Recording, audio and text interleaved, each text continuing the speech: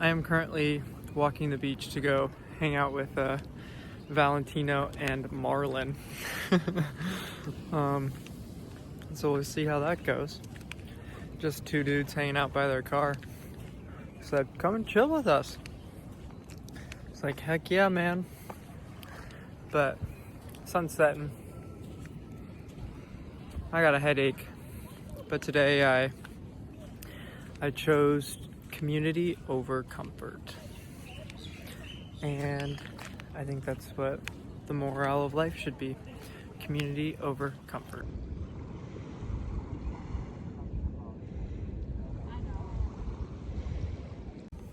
I just got done hanging out with Valentino for a little bit. I think he might come over to my camp in a little. But Marlon wasn't there. He left. Such an interesting man. He's like 60, 50, 60s-ish. And he was just talking like, felt like I was talking to, I mean, he was an artist. He's a shell artist. And he sells like shell art to all the big hotels and stuff out here. But he was just like pointing out different colors and hues of the sunset and even in the ocean that like I wouldn't have seen. Typically, like I would just like watch and admire it. But he was like pointing out these like crazy differences in the hues and like different color variations. He's a very interesting character and it was very fun to converse with him. I am walking back to my camp now. It's so beautiful. I feel a lot better. Glad I went over there.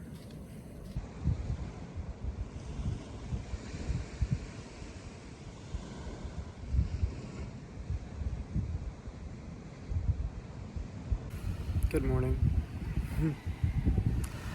This morning I woke up with a lot of contentment. I went to bed at like 10 last night. The sun set at like 6:30. And it's because as I was walking back to my tent, it was kind of dark. But there was this woman sleeping on the beach like 10 feet away from my tent or so. Like, so here's my tent was like right there. She was sleeping like right where I was, right where I'm sitting. And her name is Maggie. And we ended up having like a 3-hour conversation on life, just the system of society, of everything. And it was amazing. I went to bed last night so fulfilled. I miss you. And everything that I do, I'm like, oh, if Cheyenne was here. Which I hope it doesn't bring me completely out of the present moment. But right now I'm sitting, watching the sunrise and it's gorgeous. I packed out my tent already, just so Ranger Jimmy doesn't get involved. And just watching really big waves crash. The waves are all like 100 feet, 200 feet out, so I just heard this all night. It was a good night of sleep. These clouds right now are so puffy. It's gorgeous. Today I don't really know what I'm gonna do. I got some good recommendations from people. I kind of want to go in the mountains, but people said, don't really go in the mountains. Stay on the beach. So we'll see. This morning I think I'm going to get breakfast though. I'm hungry. Maybe I'll get a propane tank too, so tomorrow I can make ramen and oatmeal. Okay, I'm gonna enjoy this moment for a little while, and then I'm gonna get on the road, find a breakfast spot. Maybe acai. We'll see.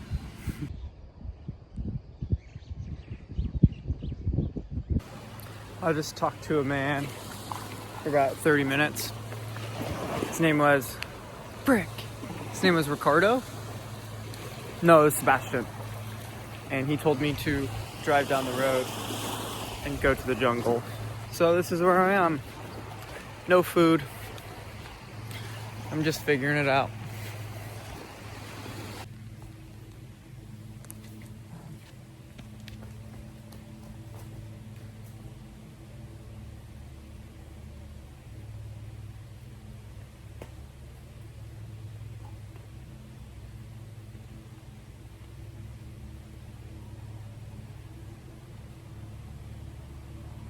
That's scary.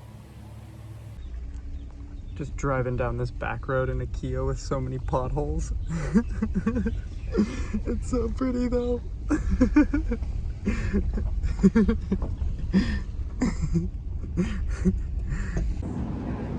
I got a croissant sandwich and coffee in your honor. The croissant sandwich is leaking, but it's so good.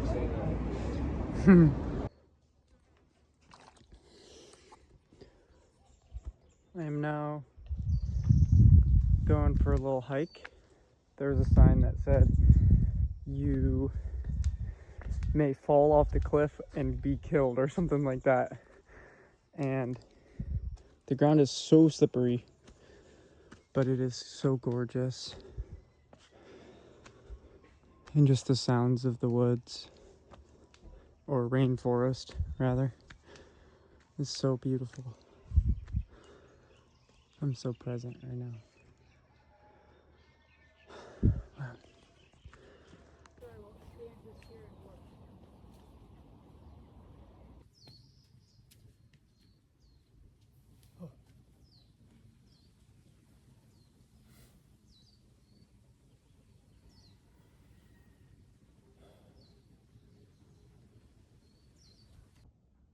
This is the trail I'm on. We're trying to get to the top up there. We're doing it.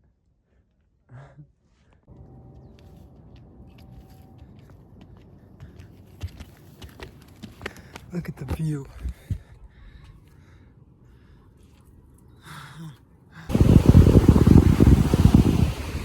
These waves are like actually so terrifying. I've never been in like waves where it's just like they're so strong. Like literally all of these signs, here I'll just show you. All of these, there's so many signs that just says, oh. Oh, well, I thought the sign said the currents are strong. Maybe I was swimming in the wrong spot. Okay, all right. I just went for a walk for about an hour or so, just walking on the beach until I dried. It is literally only 12:09 right now. Like, it is only noon, and I'm exhausted. I am in desperate need of a nap. And I can't really nap on the beach because I don't have a towel. And I'm not supposed to swim. I don't know. I'm wondering what I should do. I might go like treat myself and get a massage. Sounds kind of nice. And I would be able to nap maybe with it. We'll see. I'm feeling good right now though. Okay, so I decided to get a massage, right? And I checked a few places. I looked online, and most places were like they didn't have any walk-ins available. And so this was like the only place. So I called, and this place had walk-ins available. And they're like, yeah, 115 is great. So it's 110 right now.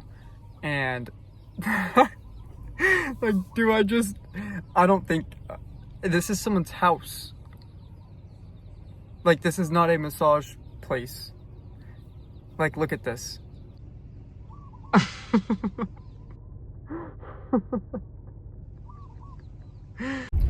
I was like not, I think I just ran over a lizard. I was like not gonna go anymore, but then she like walked out of her house and she was like waving at me. She was just like the sweetest woman ever. She came here from Japan like 10 years ago, and has just been like hanging out. She kind of just does that on the side. And she was so nice. She was really good masseuse too. That was like one of the best massages I've had. And she gave me like passion fruit. I'll send a picture of it as well. But she gave me like a spoon and passion fruit for after. She was so nice. It was a wonderful experience. I'm glad I did it. The camp I'm going to is like an hour away, even though it's only like 15 miles, because everywhere you drive on this island is like 25 miles an hour. So for now, I'm just gonna jam.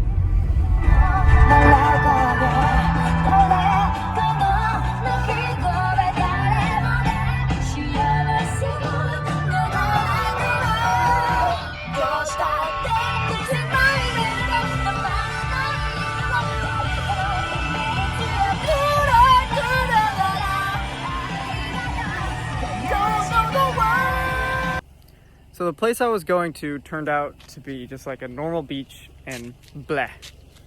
And now I am going to a different site that looks really freaking cool, but I have to drive on this like dirt road with a bunch of potholes. And it's a little scary in my Kia Soul rental car, because I have no coverage on the rental car.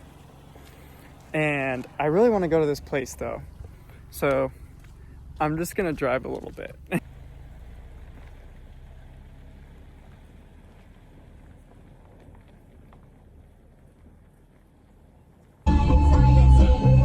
So many potholes. This place is so cool. Ah! This is where it leads to. I'm so excited. It says campsites are that way. I'm gonna cry, dude. This is oh my gosh. Look at my campsite for the night. Oh my gosh.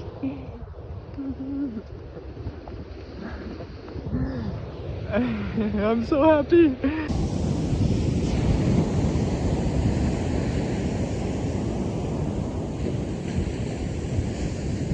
I wish you were here, Diane.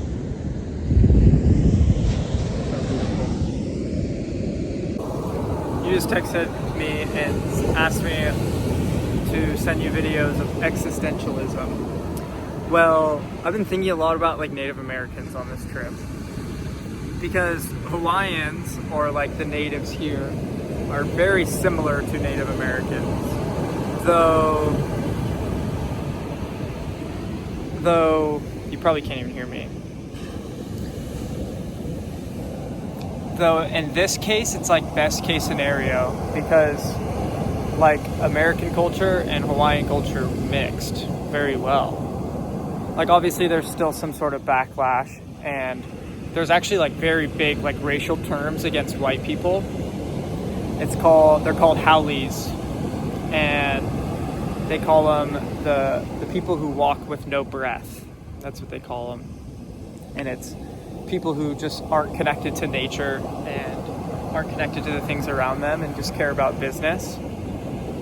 And their culture is just really interesting. Like Native American culture is really, or Hawaiian culture is really interesting.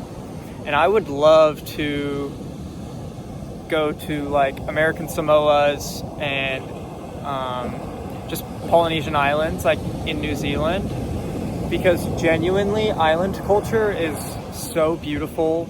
Everyone's so peaceful and calm and just like always no worries, and it just seems like such a beautiful life. Like it seems like everyone here is just filled with this like sort of contentment at all times.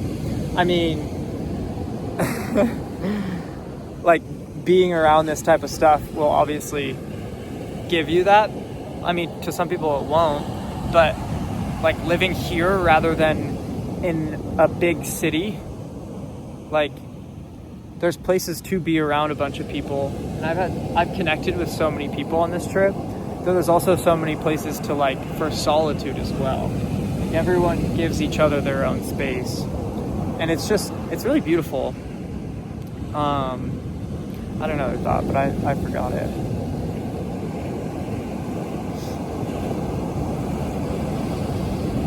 been sitting here watching the sunset for a while, and it's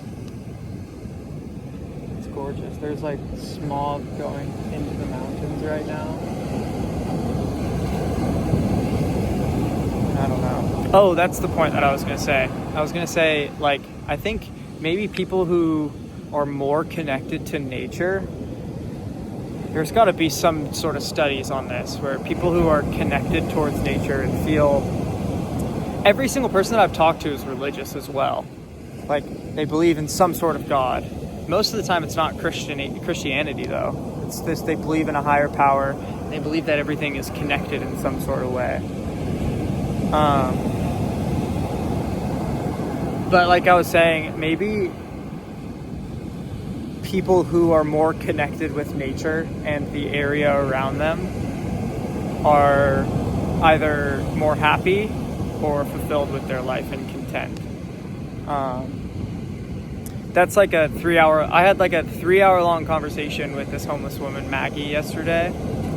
And we were talking a lot about that. She said in hunter-gatherer tribes, like anthropologists, I can't say the word. In hunter-gatherer tribes, they researched and they found out that once a tribe got over 150 people, then the tribes would split. Just because, like, to them that's like a magic number. Obviously it's not like exactly 150, but like around there. Tribes would always split around 150 people. And I think that just says something about human nature, that like we can really only live in a community or a communal space with where everyone trusts everyone and everyone's working for the greater good if it's 150 people.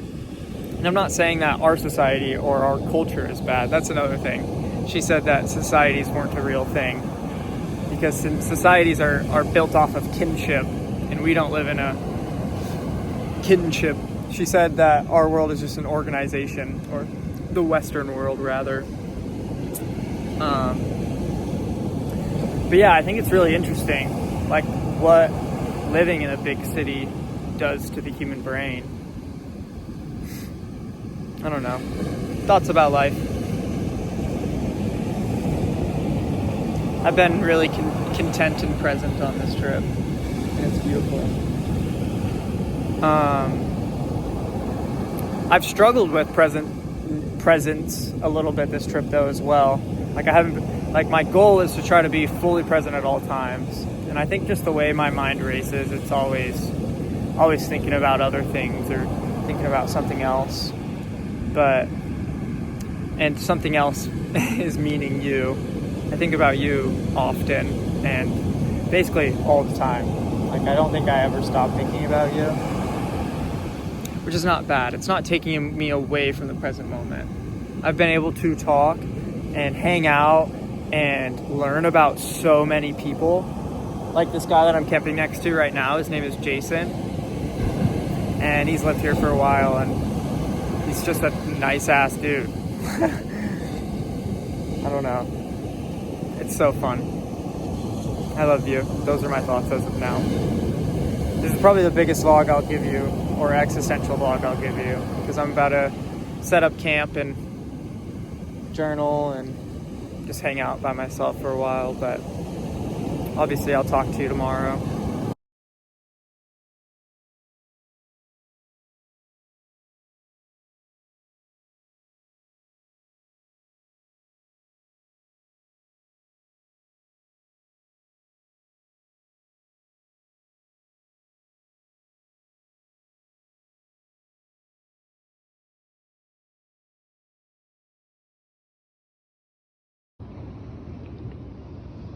PB&J for dinner. Oh yeah. Oh yeah.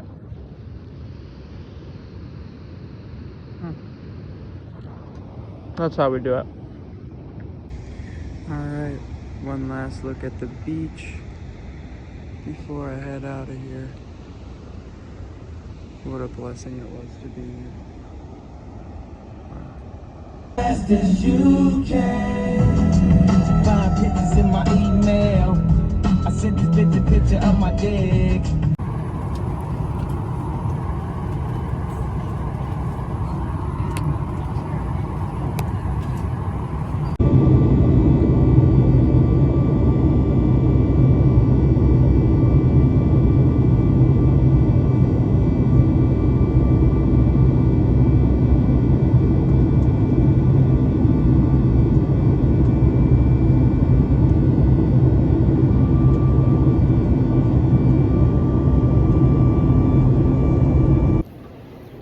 just ended.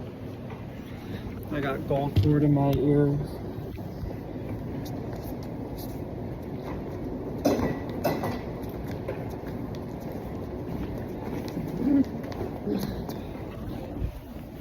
Nothing else to say. That is the update as of now.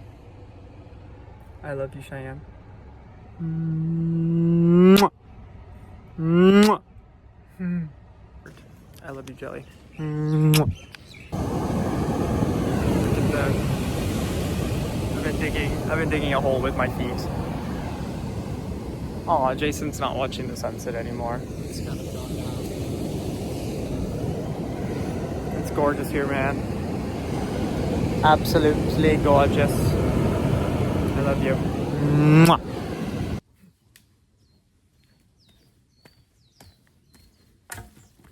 Adventure.